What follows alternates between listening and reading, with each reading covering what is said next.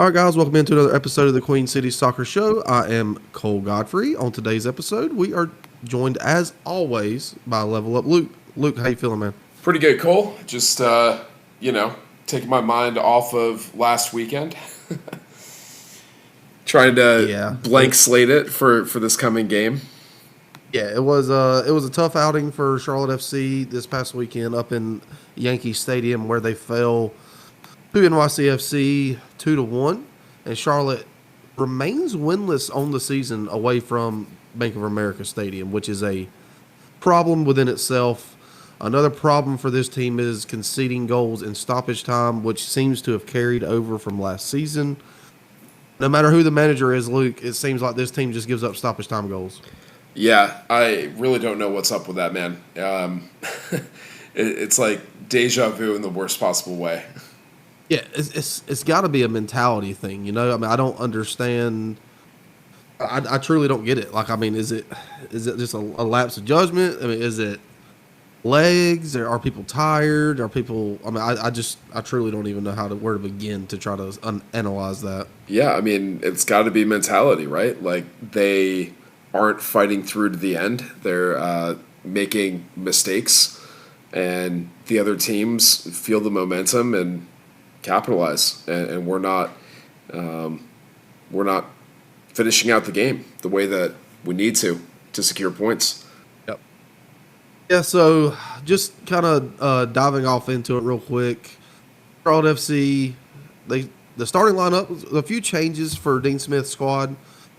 Christian Colina, obviously, in goal. You have Euronin, Privet, Malanda, Burns. So you get your back line back, and you're thinking, all right, everything's all gravy. We got our starters back, and you go to midfield. You got Junior Urso getting the start, Ashley Westwood starting, and then Nikolai Pekovic gets the start, and then Leo Labata, Enzo Capetti, and Kerwin Vargas. Any big surprises for you in this starting 11? Yeah, I wasn't expecting to see Junior Urso. It was good to see our starting back line together again with Privet and Malanda in the center back roles, and. But, I mean, Junior Urso was good. It's a weird game. Obviously, you're playing at NYCFC, a team that's never beaten Charlotte before, and you're playing at Yankee Stadium for the first time. I believe it's the first time we've played in a baseball stadium, or I think we played at Citi Field. They played at Citi Field. Field, yeah. But our first time playing at Yankee Stadium, and the dimensions are weird. It's a different vibe. You have the infield of the baseball diamond turfed over, so it's a little unusual. It's a small pitch, and I think they had to get a waiver from MLS to play on that pitch. It's smaller than a regulation size, so it's an odd game. But I expect better from our guys, and there's no excuses. NYCFC was playing on the same pitch that we were.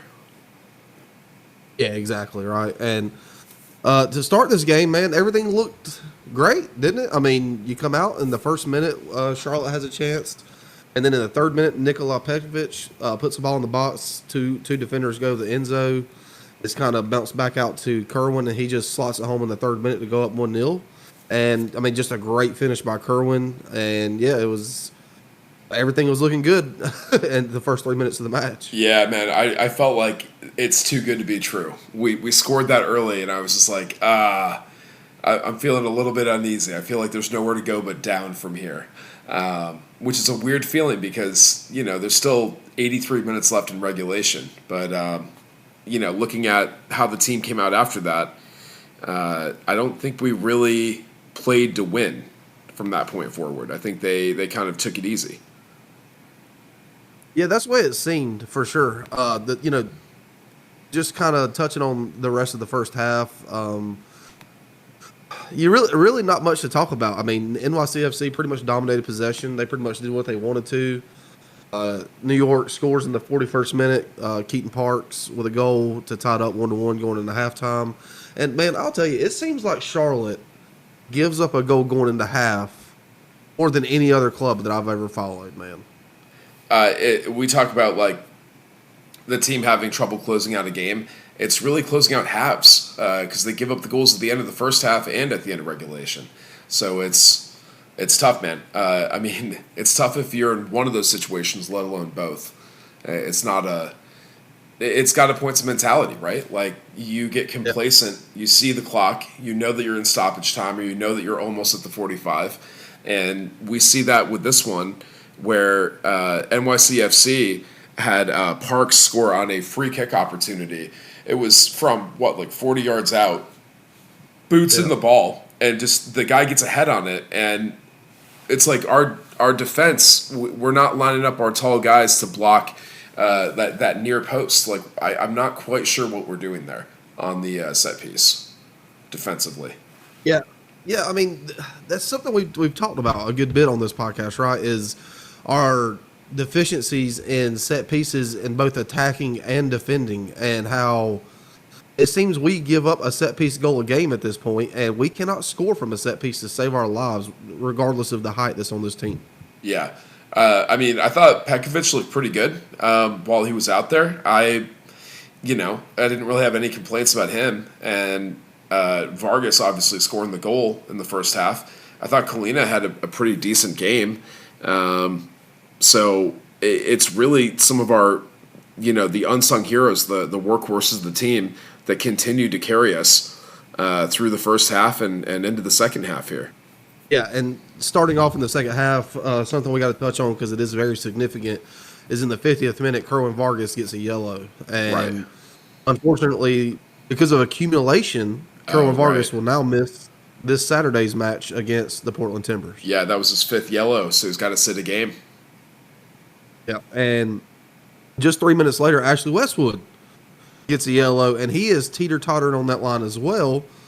And it's just, what is it a lack of discipline? Why are these guys talking so much, dude? I've said it before on here, and I'm going to feel like a broken record and say it again. I don't like it both coming from Ashley Westwood and being given to Ashley Westwood. First of all, he's got to have the poise and the composure as the skipper to know when to keep his mouth shut, when to push the buttons, when not to. And second of all, from the referee, I mean, you got to know this guy's the captain, and I mean, give him a little bit more grace. But I mean, it's still no excuse. He's an experienced guy. He knows how these MLS refs are calling it at this point. Him accumulating yellows and potentially having the second season in a row where we have multiple guys facing yellow card accumulation, games missed. It's just an unforced error. It's not what we need to be dealing with when we already are having our midfield rotated out every game. I'm starting to get, once again, a little bit of deja vu. Last year, we were cycling our back line every game, and this year it's the midfield. This is a completely different lineup. I mean, what are we doing? And then if Westwood misses a game, who are we going to slot in there? I mean, it's going to be the Bronico and Urso show. We're going to have our dogs out there, grind set. But, that may not be good for a matchup if we don't get to pick the opponent for it, right? Like, I think with Portland, I would be okay with seeing Bronico, but that's just me. Not to look too far ahead, but man, I don't know. What do you think? Like Ashley Westwood stacking the yellows. Yeah, I mean, it's again, I agree with you 100%. I think that he is the captain, so it is his responsibility and duty to kind of advocate for the team to the ref. Now, that's a fine line you have to walk because of this, the situation that we're in, that, he's got, I think he is sitting on 4 yellows. So if he gets another yellow, he's going to be suspended. And we can't, when this team is in the run of form that it's in, I know, look, I get that they won, they won against Toronto at home, but then you come out and you lay a dud against Minnesota United at home to break the streak. And then you go up to New York and you lose against NYCFC for the first time in club history and snap that streak as well. It's just a tough run of form, and we can't afford to lose arguably one of our best players, statistically one of our best players this season. And yeah, and just in the 63rd minute, speaking of somebody who's definitely not been playing their best, Enzo Capetti gets subbed out for a Big Pat. Let's have this talk, man. We've had this talk before. Let's dive a little bit into it if you don't mind. Where are you at with Enzo? Well, I have to admit when I was wrong, Ben. I have to admit when I was wrong. Enzo has absolutely proved me wrong.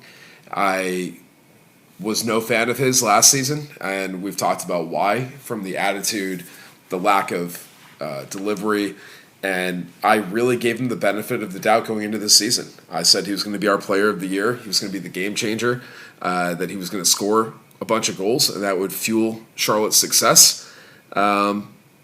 But he's proved me wrong. I've not seen anything from him that you can't get from a regular roster spot. I have not seen anything that justifies the DP tag, that justifies the price we're paying, and that justifies the starting position at striker. I'm not seeing it. He's not scoring goals, and he's not even threatening.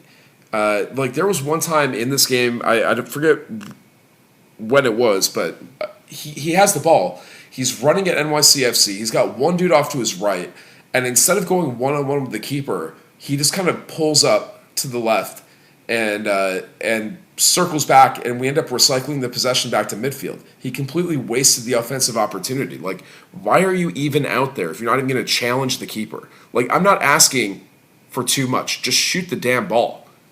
See what happens. Open up your hips, slot it far post. Don't kick it straight into the keeper's hands. But even that, like, he's not even taking the shot when he has it. Like, I don't know, man. We're not in the transfer window, but when you have a chance to ship him out, I don't care if it's on loan. I mean, just free up that DP slot so we can bring someone else in. Yeah, so it's a touchy subject, right? Because Enzo is our DP. You have people out there at this fan base that absolutely love Enzo, and our good friend Lynn, he's a very big Enzo supporter, and I think we all are Enzo supporters because if Enzo's doing well, guess what? This team's doing well. That's right. Here's the problem, though. Here's the problem: is Enzo has not scored this season. Here's the problem: he's got 10 shots all season long. Oof. I'm not talking about 10 shots on goal. I'm talking about 10 shots. We have 10 games played, by the way. We have 10 games played. He's shooting once per game. And is that on target or just overall shots? That's overall. That's not even on target. Oh, my God. One general shot? Come on, man. Yeah, that's just one shot. And it's not good enough. And, I'm not going to get into the little Twitter thing that went on today, but the fact of the matter is you got Big Pat out there. I'm not saying Big Pat's a world beater. He's still got to grow into this game a little bit.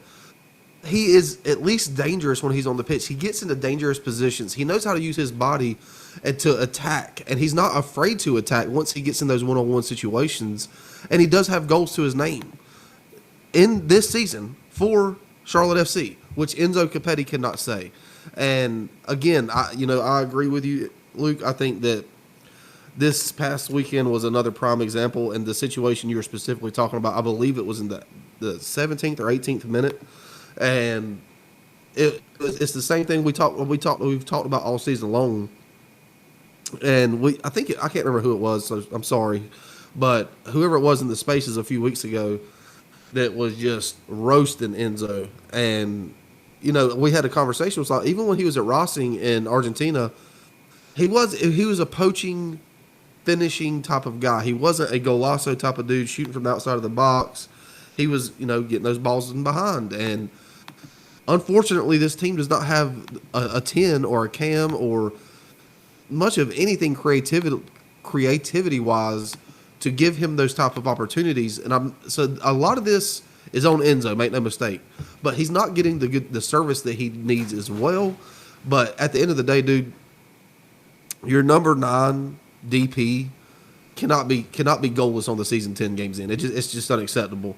Right. And you have Enzo Capetti averaging 60 minutes a game, and for the entire season averaging 60 minutes a game, his total expected goals is 1.39.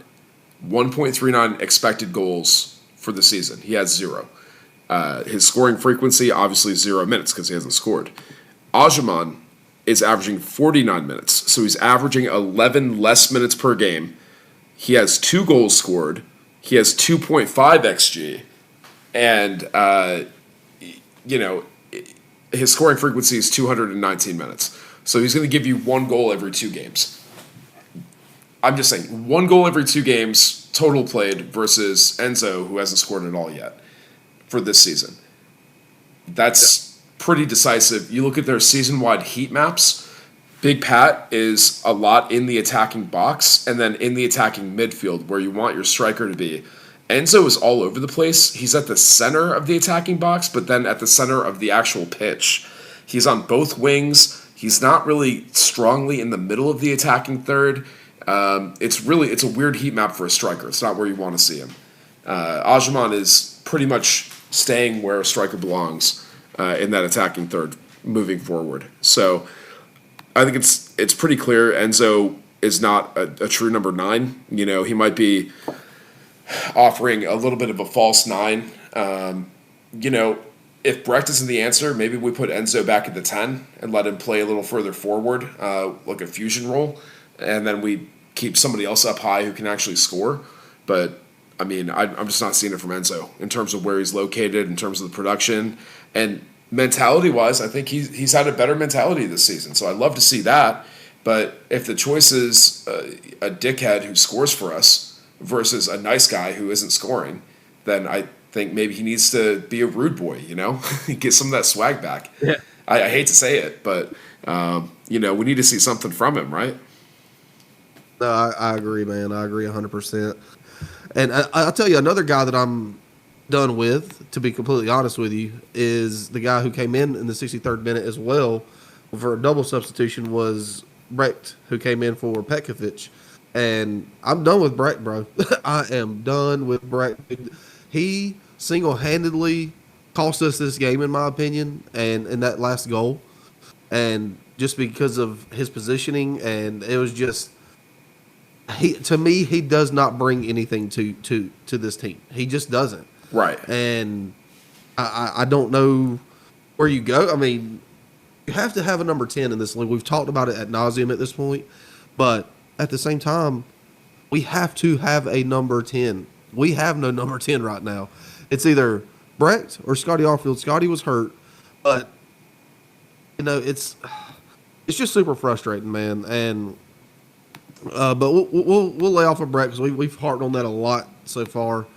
In the 84th minute, Liel Abada gets subbed out for Tiger Smalls. Tiger Smalls making his debut. This was not Liel's best game. He was actually, according to FootMob, he was our lowest rated player on the pitch at a 5.5. In the 90th minute and the 3rd minute of extra time, NYCFC, Alonso Martinez gets the goal. And, yeah, Charlotte in stoppage time once again drops points on the road this time, right. 2-1 final score. And, yeah, it's a tough game to stomach. And the good news is you do come back home for five home games in a row, which is a perfect golden opportunity to try to get some points and climb back up the table. And this team, yes, they lost the last time out at Bank of America, but they are a significantly better team at home. Make no mistake about it. And absolutely. I think that it's going to be super telling. After this 5-game home stretch, there's 2 things I want to look at. A is obviously where we're at in the table, because if after this 5-game home stretch, if you're still hovering around 10th or 11th, or even you drop below that, brother, I think that's probably where you're going to be finishing, is somewhere around that range, unfortunately. Yeah. And then 2, is Enzo still scoreless after these 5 games at home? If he's still scoreless at these 5 games at home, in my opinion, you sit him on the bench, say, don't get hurt, brother, because you're going somewhere else to play in the summer. Yeah, I think that's right. And, you know, looking ahead, we have Portland. A little bit of history between the clubs. One of their assistant coaches, Joseph, right, came over from Portland in the offseason. What is it, Miller? Is that our coach's name? And yeah. And then we have obviously Bill Tuoloma, who is not healthy going into this week, so we will not see Bill Tuoloma, but he did start for Portland before he came to Charlotte. And you know, a little bit of history there, but they're a Western Conference team that we don't run into as often. So this will be a good May the 4th game with May the 4th be with you, a little lightsaber giveaway at the stadium.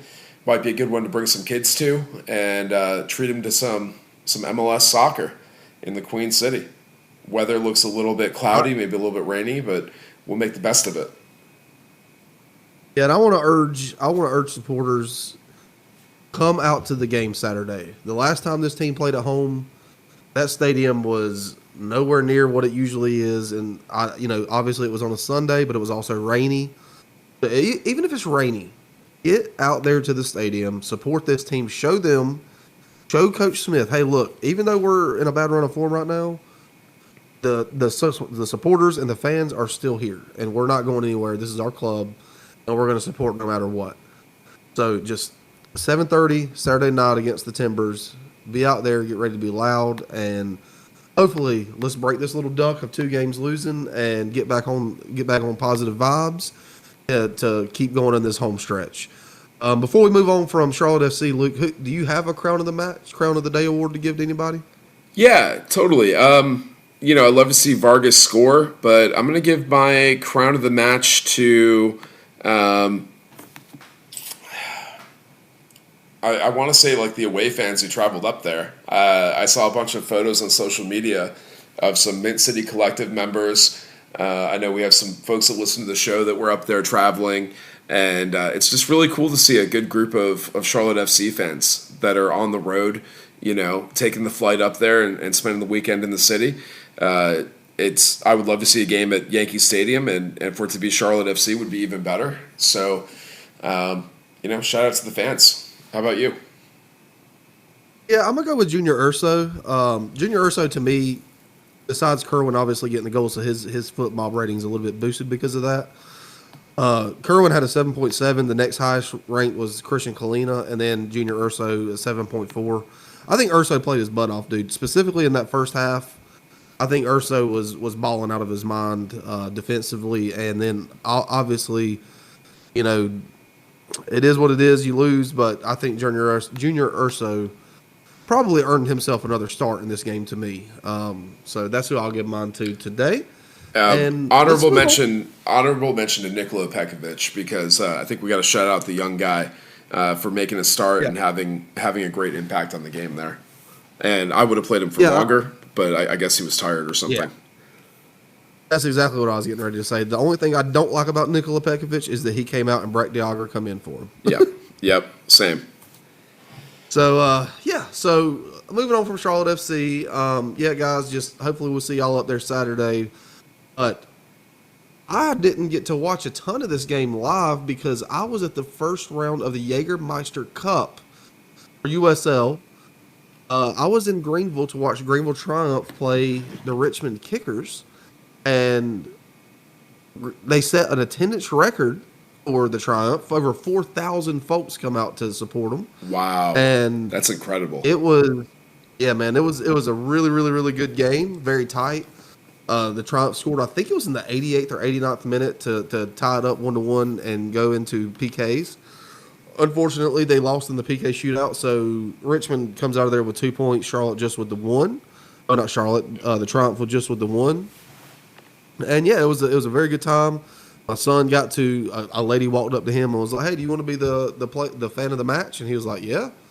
I gave him a autographed scarf and shouted him out on the jumbotron, which is really cool. Oh, that's so cool. So it was a good time. We had a very, very good time out there at Paladin Stadium. And not only that, but Charlotte Independence had their first match in the Jägermeister Cup. How'd that go, Luke? Yeah, I was double screening it, man. I had my iPad going with the Independence game as the main TV was on Charlotte FC. Independence went on down to Georgia, and we're playing the Tormenta FC in the first round of the Jägermeister Cup. That's the new in-season tournament for USL 1. So Triumph and Independence both playing at the same time. And Independence, same deal, man. They went up early, 1-1. They conceded late. It was a 85th minute? A 90 plus 3 minute. So it sounds kind of familiar, right? A 90 plus 3 minute goal to tie it up for Tormenta, setting it straight into PKs. And then Austin Pack with a big stop in the 5th frame for Charlotte Independence to take that one. 2 points. Tormenta leaves with 1 point. So just to remind folks, the Jägermeister Cup, the shot at victory tagline, very cool branding, very cool in-season tournament. I love it. Right now they're in a group stage. So the winner of the group is going to advance automatically. And then the second place team based on number of goals scored. So not based on point accumulation, based on number of goals scored is the second place metric. So it's a little bit different. They want to encourage offense and scoring in this tournament. I don't love that, but I think it's unique and novel, and I see what they're trying to do. They're trying to make some exciting games. And going straight to PKs, it's like MLS Next Pro. I'm here for it. The hockey overtime rule, where you get 2 points for a penalty shootout win, 1 point for a penalty shootout loss. I dig it. So we'll keep following that and bringing you guys updates on the Carolina teams. And the U.S. Open Cup marches on. Charlotte Independence is going to be playing at Atlanta United, and that's going to be at the Atlanta United 2 MLS Next Pro Stadium outside of Atlanta, and that is coming up next Tuesday, May 7th. So I'm trying to make it up there for that one, or make it down there for that one. It's a random Tuesday night, but me and some of the Mech reserves are going to try to make the trip.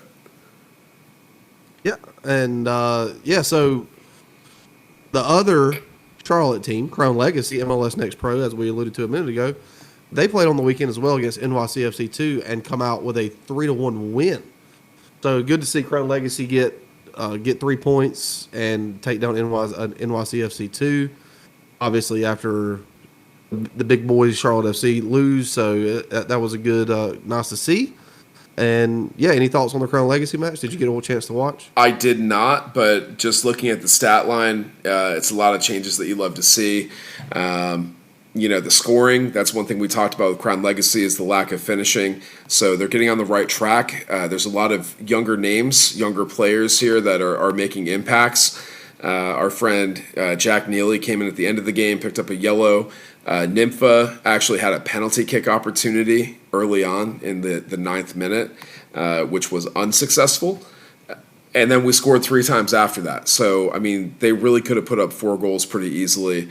You love to see it. And I'm pulling for the Crown Legacy guys, and I'm looking forward to getting back out there to Matthews and seeing some more home games. I feel like I've only seen 1 game from them, I think, in the last month. So I would love to get back over there and see some more in person. Yeah. And I just want to shout out Dylan Singh, who got the second goal of the match. Just a beautiful diving header, man. I just want to shout that out because that was a great goal. Before we get out of here, Luke, I just want to say congrats to the Columbus Crew on beating Monterrey last night down in Mexico. That was incredible, yeah. And advance on to the Champions Cup final, where they'll be playing Pachuca down in Mexico. So representing MLS, obviously Columbus in the Eastern Conference, so in MLS action, I avidly root against them. But Blake, who MLS Gone Wild, who friend of the show, has been on the podcast before, who's a huge Columbus Crew supporter, props to you, brother. Happy for you, and happy to see an MLS team in Champions Cup final. Absolutely. Yeah. Congrats to Columbus. There was a hilarious segment, if you guys want to Google it, or maybe we can post a link to it. The local Columbus, Ohio news station put out a segment where they trolled the previous owner of the Columbus Crew, who tried to move the team to Austin. And I was laughing out loud for a solid 30 seconds. Whenever you see a local news station just absolutely go in, savagely troll a former owner. I mean, it was, oh God, amazing. We got to post that clip on our Twitter feed. And you guys can find us on Twitter at QCS Pod. You can find us on YouTube and TikTok at QCS Pod, and on Instagram at QCS Pod _. Definitely follow us on all the different platforms. You'll get a variety of content from us. I got to step it back up and start putting out some more YouTube and TikTok episodes and clips and segments. So be on the lookout for that. Yeah, Cole, what else you got, man? Anything else coming up soon for you? No, man, that's all I got. Again, I hope to see everyone out there Saturday night as Charlotte FC takes on the Portland Timbers, and hopefully let's bring home 3 points. Excellent. Well, until then, for the crown, up the And Jacks. together we try to. Let's go. See you guys next time.